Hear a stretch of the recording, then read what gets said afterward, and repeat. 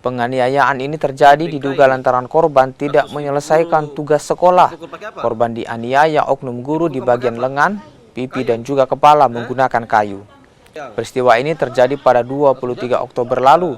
Tak hanya dianiaya satu orang guru, korban juga mengaku dianiaya oknum guru lainnya hingga giginya copot pada bulan Juli lalu. Orang tua korban mengatakan awalnya korban menutupi kejadian yang dialaminya. Setelah pamannya bertanya, lalu korban akhirnya bercerita.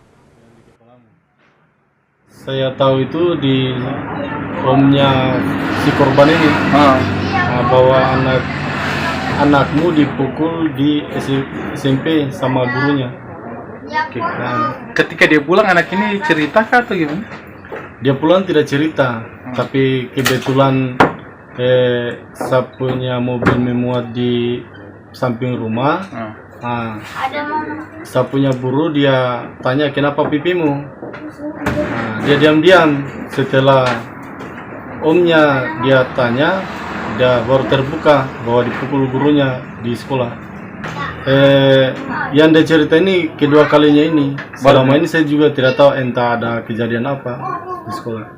Dari pihak gurunya bilang itu unsur ketidaksengajaan karena anak tersebut tidak dengan alasan tidak lengkap catatannya, sehingga tindakan itu terjadi.